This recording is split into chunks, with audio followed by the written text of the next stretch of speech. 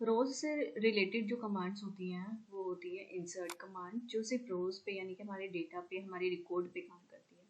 अगर आपके पास टेबल है, टेबल में आपके पास आईडी है, यहाँ पे नेम है, ठीक है, आपके यहाँ पे 1 2 और ए और बी ये रिकॉर्ड्स हैं। अगर आपको एक न्यू रिकॉर्ड ऐड करना है यहाँ पे, तो किसकी हेल्प से करेंगे आप? जैसे अगर मुझे 3 और सी भी डालना है, ये मेरा एक न्यू रिकॉर्ड है, इसको अगर मुझे ऐड करना है तो मैं किसकी हेल्प से डालूंगी? इंसर्ट कमांड की हेल्प से डालूंगी, ठीक है। मुझे 3 और सी चाहिए, तो मैं ये इंसर्ट कमांड की हेल्प से एक न्यू रिकॉर्ड को ऐड करूँगी। तो ये याद रखना, एक न्यू रिकॉर्ड जब ऐड होता है तो सारी की सारी वैल्यूज को वो लेता है। इन केस आपको एक वैल्यू नहीं देनी है तो वो कैसे नहीं देनी है वो हम अभी सीखेंगे। नेक्स्ट आपका होता है डिलीट कमांड। डिलीट कमांड भी क्या करता है? स्पेसिफिक रो को, ये सारी की सारी रोज को डिलीट करता है, ये कभी भी स्ट्रक्चर को डिलीट नहीं करता।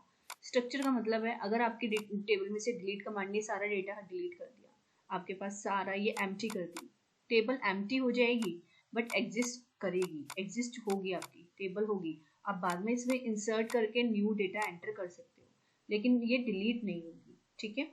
मॉडिफाई द वैल्यू, यानी कि अगर आपको किसी एक वैल्यू को, सिंगल वैल्यू को, सपोज यहाँ पे ए लिखा है, इसे मुझे अंकिता लिखना है, पूरा नाम लिखना है अंकिता, तो क्या मैं कर सकती हूँ? यस, आप कर सकते हो। आप अपडेट की कमांड की हेल्प से आप इसको चेंज कर सकते हो। तो सीखते हैं वन बाय वन कैसे करेंगे। फर्स्ट आपका आता है इंसर्ट कमांड। इंसर्ट कमांड का ये जो है पूरा एक सिंटेक्स है, इसको आप देख लेना। फॉर एग्जाम्पल हम ले लेते हैं यहाँ पे इंसर्ट इनटू लिखेंगे सबसे पहले, स्मॉल लेटर्स में भी लिख सकते हो। इंसर्ट इनटू लिखा, फिर टेबल का नाम लिखा और फिर वैल्यूज लिखा। अब यहाँ पे हमने वैल्यू दे दी, जितने भी कॉलम्स होंगे आपके उतनी वैल्यूज आपको देनी है। सपोज मेरे पास कॉलम है एक आईडी और नेम, और यहाँ पे हम एज ले लेते हैं, ठीक है। तो यहाँ पे कुछ आईडीज लिखी हुई हैं, यहाँ पे हमने कुछ नेम्स लिख दिए, ABCD ले लिया मैंने, यहाँ पे हमने 20 22 24 ले लिया। अब ये न्यू एंट्री हो रही है, न्यू इंसर्ट कर रहा है, तो यहाँ पे हमने इसने क्या किया, यहाँ पे 4 लिखा और फिर इसका नाम लिखा एमिली डेविस जो भी है, और फिर एज लिख दी 28, ठीक है। तो यहाँ पर देखो एक न्यू रिकॉर्ड एंटर हो गया। इस तरीके से आप ऐसे न्यू रिकॉर्ड को एंटर कर सकते हो। तो वैल्यूज आपको ध्यान रखनी है कि कितनी वैल्यूज आपको एंटर, 3 कॉलम है तो 3 वैल्यूज आप लेंगे, अगर 4 कॉलम होंगे तो 4 वैल्यूज लोगे, 2 कॉलम होंगे तो 2 वैल्यूज ले लेना। क्लियर? यहाँ पे देखो, ओके। अब यहाँ पे देखो मेरे पास टेबल है, उसमें आईडी नेम और एज है, ठीक है। हमने लिया आईडी नेम और एज, ये हमारे पास टेबल है। क्लियर? एम्प्लॉयज की टेबल है, हमने यहाँ पे वैल्यूज एंटर करी, ये वैल्यूज है जो इन्होंने एंटर किया है। तो इस तरीके से आप कर सकते हैं। जैसे यहाँ पे लिखा है इंसर्ट, फिर इनटू लिखा, फिर टेबल का नाम लिखा और फिर ब्राउन पैकेट लगा के यहाँ पे देखो कॉलम्स के नाम दिए। कॉलम्स के नाम के साथ कभी कोट्स मत लगाना। जैसे यहाँ पे करेक्टर्स वैल्यू दी है तो इसलिए हमने यहाँ पे कोट्स लगाए हैं, इंटीजर वैल्यू के साथ कोट्स नहीं लगते। यहाँ पे कॉलम के नाम हमने दिए हैं तो कॉलम के नेम के साथ भी कोट्स नहीं लगाना। फिर वैल्यूज हमने दी है, तो इस तरीके से भी आप एंटर कर सकते हो, इंसर्ट कर सकते हो डेटा। इस तरीके से बेनिफिट क्या होता है कि अगर आपको नल वैल्यू एंटर करनी है, सपोज मेरे पास यहाँ पे एक रिकॉर्ड है, यहाँ पे मैंने लिखा 4, यहाँ पे ए लिखा और यहाँ पे कुछ भी नहीं है, एम्प्टी है, ठीक है। यहाँ पे सारे रिकॉर्ड्स आपके हैं और यहाँ पे कुछ भी नहीं दिया हुआ, तो उस वाले केस में आप क्या करेंगे? तो उस वाले केस में आप ये वाला जो मेथड है ना, ये आपको बहुत काम आएगा। या तो आप नल लगा लो, जैसे यहाँ पे लगाया हुआ है नल, इस तरीके से आप नल लगा सकते हो। जैसे मैं इसी रिकॉर्ड को ले लेती हूँ, मैंने यहाँ पे लिखा 5 और यहाँ पे सीमा लिख दिया, ठीक है। अब यहाँ पे कुछ भी नहीं है तो यहाँ पे क्या आएगा? नल आ जाएगा। नल के साथ कोट्स नहीं लगाना, ध्यान रखना। तो अगर आप चाहे तो इस तरीके से भी एंटर कर सकते हो और चाहो तो इस तरीके से भी एंटर कर सकते हो, यही वाला प्रोसीजर है। यहाँ पे लिखना है इंसर्ट इनटू, टेबल का नाम लिखा और 2 कॉलम दिए, क्योंकि मेरे पास सिर्फ 2 ही वैल्यूज है, एक तो 5 है और एक सीमा है। एज उन्होंने दी नहीं है, तो एज नहीं है हमारे पास, तो उस वाले केस में आप इस तरीके से अगर आईडी और नेम कॉलम लिखेंगे फिर वैल्यूज दे देंगे कि 5 किसकी है? आईडी की है, और सीमा किसका है? नेम का है, ठीक है। तो इस तरीके से आपने वैल्यूज दे दी, तो बाय डिफॉल्ट ये नल ले लेगा, अपने आप ही इसके अंदर नल वैल्यू आ जाएगी। तो आप या तो इस तरीके से मेंशन कर सकते हो क्लियरली, और अगर आपको मेंशन नहीं करना है तो आप इस तरीके से भी लिख सकते हो। तो ये दोनों तरीके हैं जो आप यूज कर सकते हो, ठीक है। तो इस तरीके से आप लिख सकते हो। नेक्स्ट आपका आता है डिलीट कमांड। डिलीट कमांड किस लिए यूज करते हैं? टू डिलीट और रिमूव द रिकॉर्ड्स। रिकॉर्ड्स मतलब डेटा, डेटा आपको डिलीट करने में ये हेल्प करता है। टेबल में से सिर्फ और सिर्फ डेटा डिलीट करता है, स्ट्रक्चर नहीं करता है। तो कैसे लिखते हैं? Delete from table name, table name लिखा हमने, अच्छा, डिलीट के साथ आपको ध्यान रखना है, दो चीज़ें आपको याद रखनी है, मैं यहाँ पे लगा देती हूँ। एक तो इसके साथ कभी भी कॉलम नेम नहीं आता, ठीक है, नो कॉलम नेम। और दूसरा no asterisk sign. Asterisk sign समझते हो क्या होता है? ये वाला जो स्टार लगाते हैं ना, ये वाला साइन भी नहीं लगता है आपकी जब आप डिलीट लगाते हैं। तो डिलीट के साथ डायरेक्टली आप स्पेस देंगे और फिर फ्रॉम लिख देंगे और उसके बाद फिर आप टेबल का नाम लिख देंगे, ठीक है। तो जैसे अगर मैंने लिखा है डिलीट फ्रॉम एम्प्लॉय, मेरे पास एक एम्प्लॉय की टेबल है, सपोज मेरे पास ये टेबल है, इसमें आईडी है और एम्प्लॉय का नेम है। यहाँ पे मैंने लिख दिया 1 2, यहाँ पे ए और बी। तो ये क्या करेगा, सारी के सारी रिकॉर्ड्स, सिर्फ रिकॉर्ड्स यानी कि 1 वाले रिकॉर्ड को और 2 वाले रिकॉर्ड को डिलीट कर देगा। आपकी टेबल को कुछ इस तरीके से बना देगा, आईडी नेम, बस एम्प्टी छोड़ देगा आपकी टेबल को, ठीक है। डिलीट नहीं करेगा टेबल के स्ट्रक्चर को, बट एम्प्टी कर देगा, सारे रिकॉर्ड्स को डिलीट कर देगा अगर आपने ये वाली कमांड एग्जीक्यूट करी तो ये क्या करता है, आपके रिकॉर्ड्स को डिलीट कर देता है और कुछ स्पेसिफिक रिकॉर्ड्स को भी डिलीट करता है, उसके बारे में भी अभी देखेंगे। पहले एक बार यहाँ पे देख लो, डिलीट फ्रॉम टेबल नेम, ये ट्रंकेट भी करता है। ट्रंकेट भी क्या करेगा, रिकॉर्ड्स को जैसे डिलीट करता है ऐसी ट्रंकेट भी करता है, रिकॉर्ड्स को ही ये डिलीट करता है। तो लिखते कैसे हैं, वही सेम प्रोसीजर इसका भी होता है, इसके साथ भी एस्ट्रिक साइन और कॉलम नेम नहीं लगता। तो आप सिंपली लिखेंगे ट्रंकेट टेबल और टेबल का नाम, यहाँ पे फ्रॉम नहीं आता, ठीक है, फ्रॉम नहीं आएगा, सिर्फ टेबल आएगा और टेबल का नाम आएगा। और डिलीट में क्या करते हैं, हम डिलीट लिखते हैं, फ्रॉम लिखते हैं और फिर टेबल का नाम लिखते हैं। तो ये चीज देख लो, यहाँ पे ट्रंकेट आ गया, डिलीट आ गया, यहाँ फ्रॉम है, यहाँ पे टेबल आता है, टेबल नेम आ जाएगा। तो ये दोनों का काम जो होता है वो सेम ही होता है, रिकॉर्ड्स को ही सारे के सारे ऑल रिकॉर्ड्स को डिलीट करते हैं, याद रखना है इसको, all records should be deleted. अब यहाँ पे इन दोनों में डिफरेंस क्या होता है, फिर डिफरेंस ये होता है कि जो आपका डिलीट होता है वो थोड़ा सा स्लो काम करता है, ट्रंकेट जो होता है वो फास्ट होता है। और दूसरा डिफरेंस ये है कि ट्रंकेट के साथ आप वेयर क्लोज का यूज नहीं करते, लेकिन डिलीट के साथ आप कर सकते हैं। तो कैसे करते हैं वो देखते हैं। यहाँ पे देखो, सबसे पहले आप यहाँ पे मैंने लिखा भी हुआ है, आप इसको नोट कर लेना। एस्ट्रिक साइन भी नहीं आता, हाँ एस्ट्रिक साइन भी नहीं आता और कॉलम नेम भी नहीं आता। दूसरी बात, आप डिलीट के साथ वेयर को लगा सकते हैं, लेकिन जब आप ट्रंकेट यूज करते हैं तो ट्रंकेट टेबल लिखते हैं और टेबल का नाम लिखते हैं, तो इसके साथ आप वेयर नहीं लगाते। तो ये कोई स्पेसिफिक रोज को डिलीट नहीं करता, ये करता है तो सारी रिकॉर्ड्स को ही करता है, अदरवाइज एक भी नहीं करेगा, ठीक है, करेगा तो सारी करेगा वरना करेगा ही नहीं। तो वेयर नहीं लगाते। लेकिन डिलीट के साथ ये बेनिफिट होता है कि हम उसके साथ स्पेसिफिक रोज को भी डिलीट कर सकते हैं। यानी कि अगर मुझे सारी रिकॉर्ड्स नहीं करनी, मैंने बोला मुझे सिर्फ 4 को या 6 को डिलीट करना है, तो वो मैं कर सकती हूँ, ठीक है। यहाँ पे लिखा है आईडी इक्वल टू 2, तो 2 वाली आईडी डिलीट हो जाएगी, सिर्फ ये वाला रिकॉर्ड डिलीट होगा और कोई डिलीट नहीं होगा।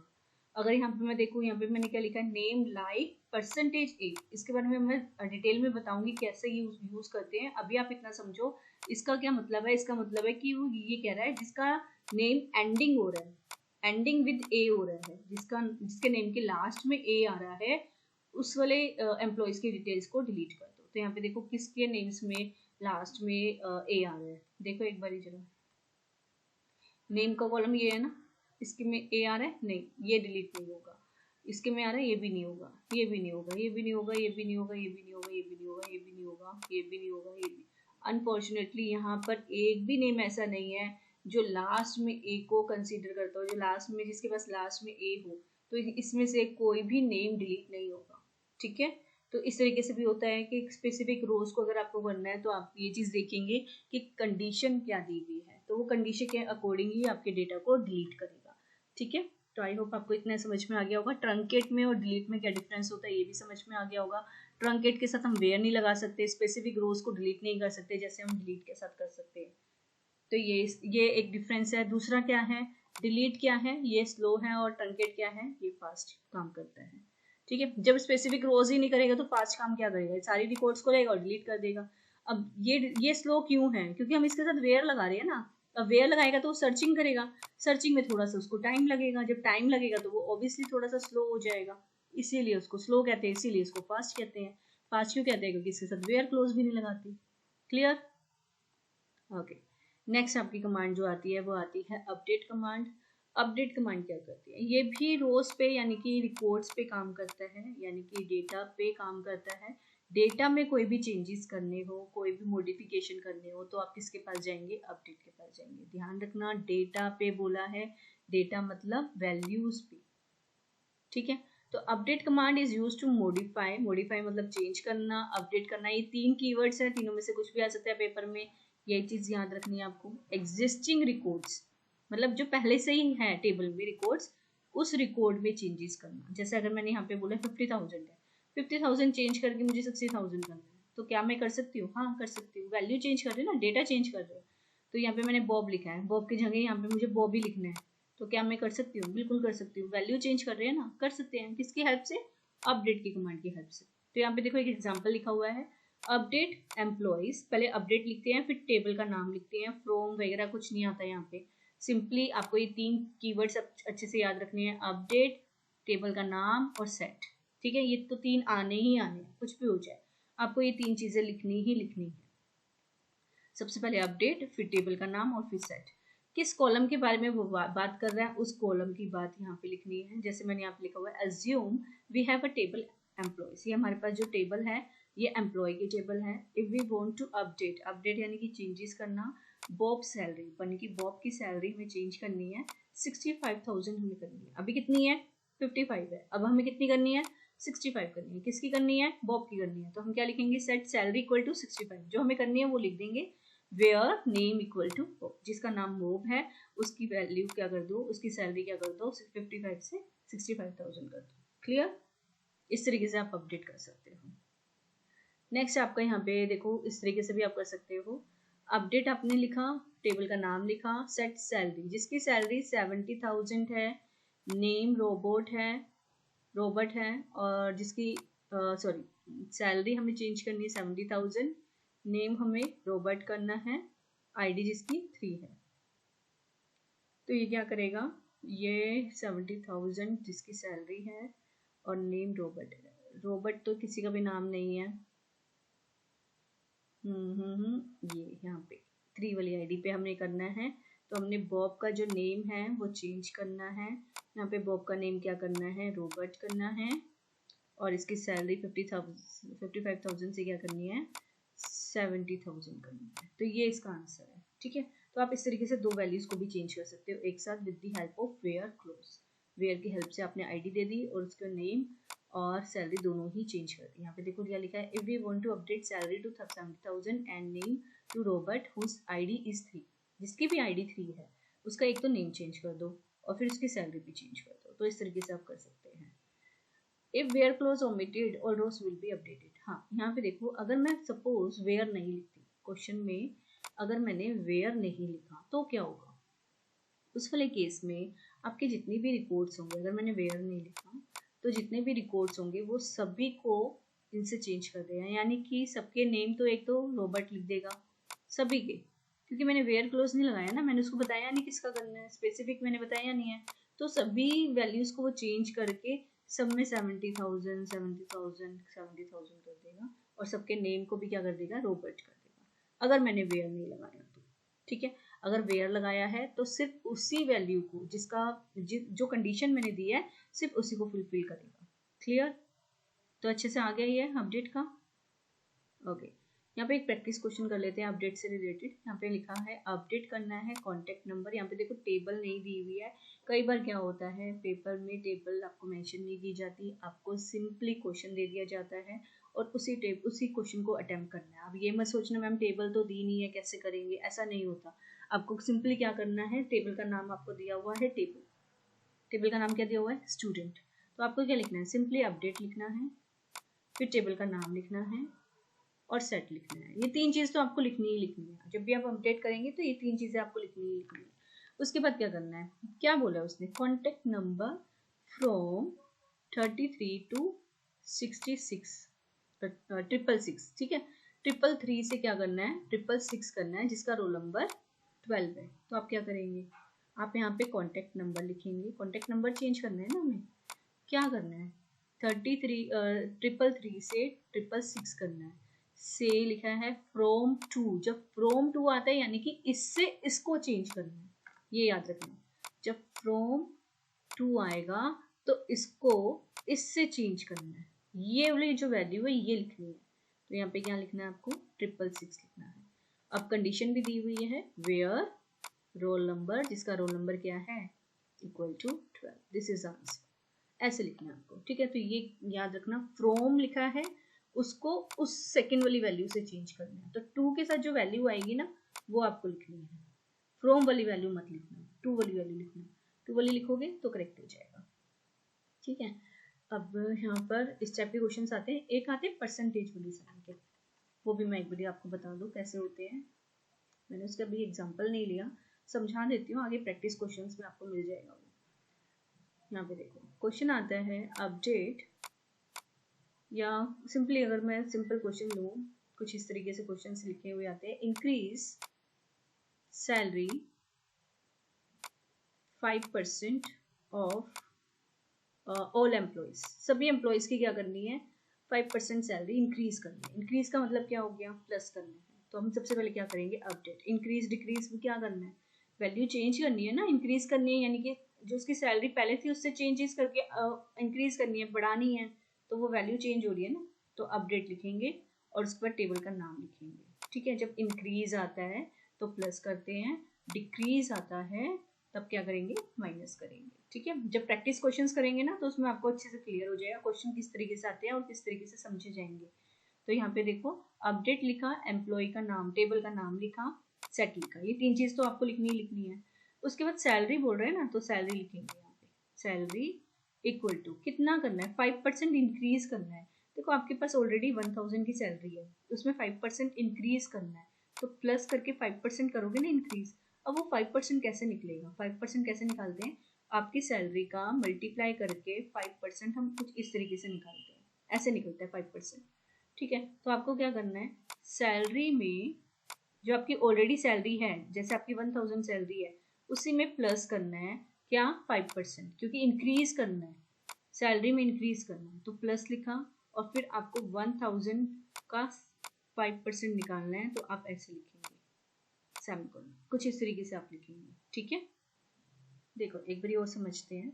मैंने यहाँ पे लिखा increase salary by 5% of all employee, ये क्वेश्चन है आपके पास, ठीक है। तो हमने क्या लिखना है, सबसे पहले अपडेट, उसके बाद टेबल का नाम और फिर सेट, ये लिखा हमने। सैलरी मैंने यहाँ पे लिखा, अगर मैं टेबल बताती हूँ आपको, यहाँ पे सैलरी लिख देती हूँ, एक ही कॉलम ले रही हूँ, सारे कॉलम्स नहीं ले रही हूँ।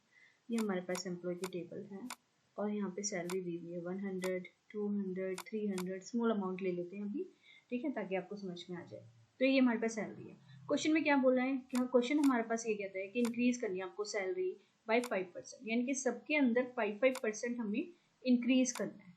अब कैसे करेंगे, 5% कैसे नहीं, अच्छा 100 का 5% क्या निकलेंगे, अगर मैं 100 का 5% निकालूंगी तो ऐसे निकालूंगी ना, 5 रुपीज़ हो गया, तो इसकी सैलरी क्या होनी चाहिए, 105।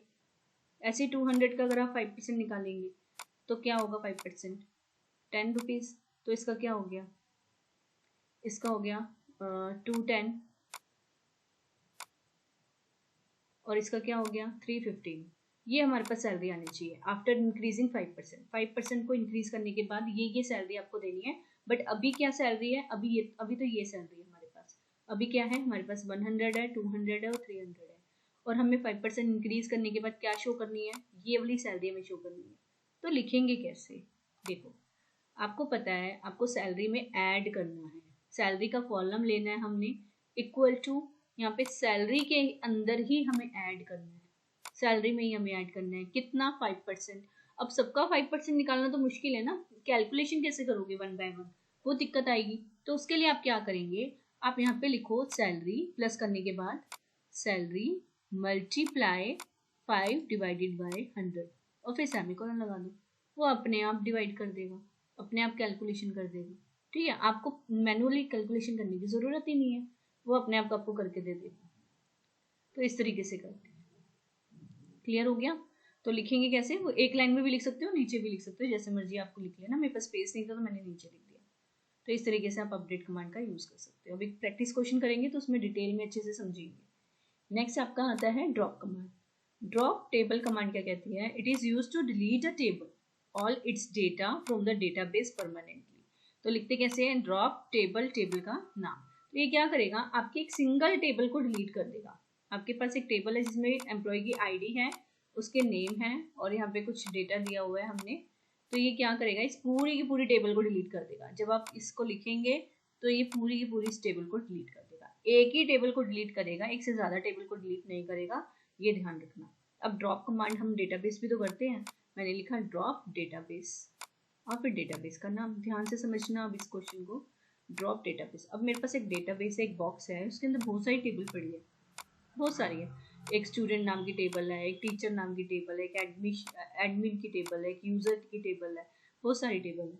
अगर मैंने ड्रॉप डेटाबेस लिखा तो ये क्या करेगा, ये पूरे के पूरे डेटाबेस को डिलीट कर देगा विद टेबल्स। इसमें चाहे जितनी भी टेबल्स होंगी वो सारी की सारी डिलीट हो जाएंगी, ठीक है। लेकिन अगर मैंने ड्रॉप टेबल लिखा तो वो क्या करेगा, इस डेटाबेस के पास जाएगा और इसमें से स्टूडेंट नाम की टेबल को निकालेगा और उसको डिलीट कर देगा, ऐसे होगा।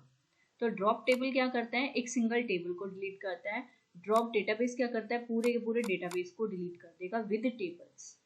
क्लियर, इतना समझ में आ गया। और ये परमानेंट काम करता है, टेम्परेरी कुछ नहीं होता।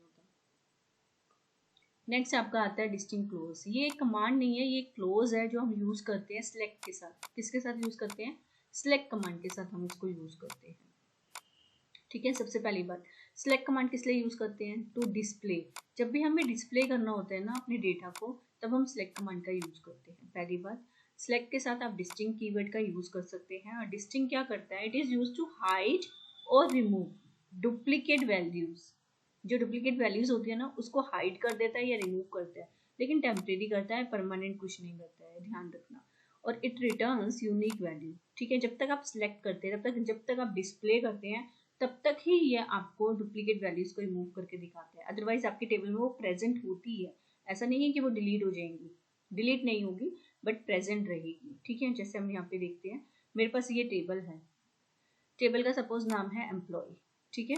यहाँ पे हमने लिख दिया एम्प्लॉय। लिखा कैसे, देखो, सिलेक्ट लिखा मैंने, फिर डिस्टिंक्ट लिखा।